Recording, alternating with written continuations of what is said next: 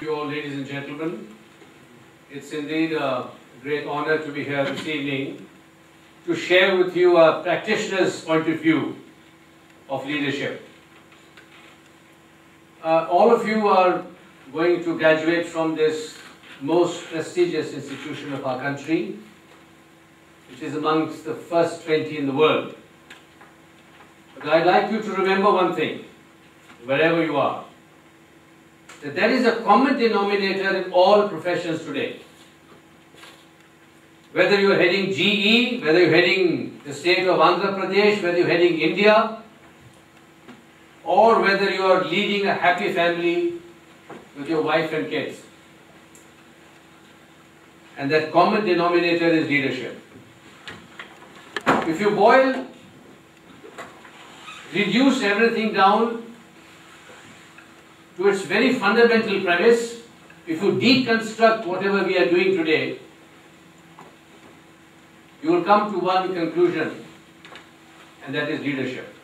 Therefore, all these great qualifications and medals and degrees that we carry with us, they are of no use, my friends, if at the end of the day, we cannot lead ourselves, and we cannot lead our organizations, and we cannot lead our people whom we are responsible for.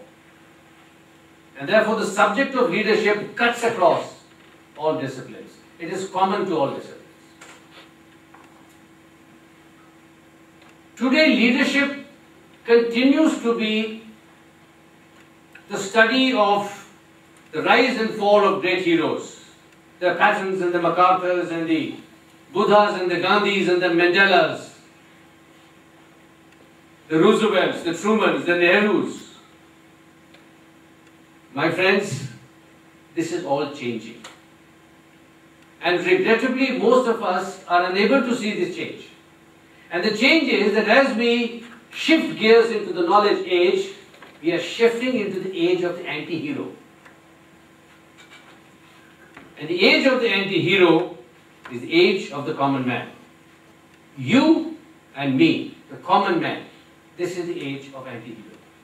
And therefore the concepts of leadership, which are filling all our libraries, which are filling all our bookshops at the airports, we need to question the basic premise of the leadership concepts which are embedded in those books and shelves. Most of them belong to the industrial age. They belong to the agriculture age. Very few of them have relevance for the knowledge age. You all heard of J. Krishnamurti, one of the great philosophers this country produced. J.K. was anti-guru. He used to say that to seek truth, to acquire truth, you don't need the help of a guru, of a religion, of a sect. He said that the discovery of truth was possible when man and woman discovered themselves. Whereas I feel that intellectually this is correct, technically it is correct, but it's a very difficult and a very delayed process. I can say for myself that the greatest spurt in my emotional and spiritual growth occurred at the age of 55. And had Operation Sadbhavna not taken place, either I wouldn't be standing in front of you, my friends, or I'd be just spewing out what has been written in the various books which you're all aware of. And I do not wish that this should happen to you. Age has got nothing to do with wisdom. Age has got nothing to do with self-awareness. Adi Shankaracharya died at the age of 27. Buddha attained enlightenment at the age of 30. Christ was crucified at the age of 33. And Prophet Muhammad received his first revelation, Iqra, Iqra, Iqra, in a cave at the age of 40. Vivekananda died at the age of 53. And if my memory serves me right, Ramakrishna, the famous Ramakrishna mission that you heard about, he had the vision of God at the age of 15. The basic fundamental issue which I would like to raise before you is that the single biggest crisis that the world faces today is not a flat world, it's not a crowded world, it's not a hot planet. It is the crisis of leadership. Where have all the leaders gone? I put this question to you, where have all the leaders gone? In 1947, 61 years back, when we got our independence, our population was 360 million. And we had a galaxy of leaders, from Pandit Nehru's to Gandhi's to Patel's, to Tagore's, to Subhash Chandra Bose's, to Jinnah's, to Abul Kalam Azad, C. Rajgopalachari, and the list is endless. Today we are 1.3 billion. We'll find it very hard to find one leader in our country today whom we can say unanimously that he or she will take us into the new millennium. Where have all the leaders gone? Microsoft engineers. 36% of Microsoft engineers are Indians.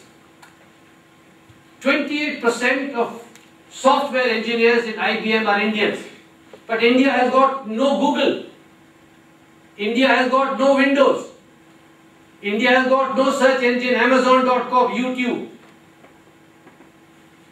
Because these companies may be $1 million, $1 billion, they are not in the business of leadership. They are service providers.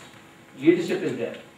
The leader is sitting there, the service provider is sitting in Bangalore and in Hyderabad and Chennai and Noida. So these are some of the issues which I strongly feel we need to reflect upon them. I have thought a lot about this crisis of leadership, and I would attribute it to 4 very important trends and factors in our civilization history. I think civilizationally, we in this country lack a strategic culture and a sense of history. History is not about the past. History is not about today. History is about tomorrow. How you introspect on the past and reflect your introspection on the future screen. That is history. The study of future. Futurism. We don't study futurism.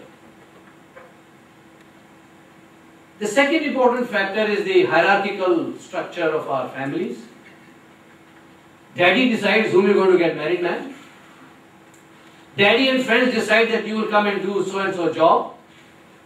Whom you're going to marry, Daddy decides everything. And the stratified structure of our society. And the third very important factor is our flawed education system. And all of us are products of it. Everything in the world has changed. But the Indian education system is mired in mid-19th century concept. Mass education, rote memorization, and the inviolable position of the text and the teacher. This has not changed. Everything has changed. And the fourth factor, I think is an important factor, is protracted foreign rule, foreign domination and colonialism. I would give 10 out of 10 to the Brits for governance.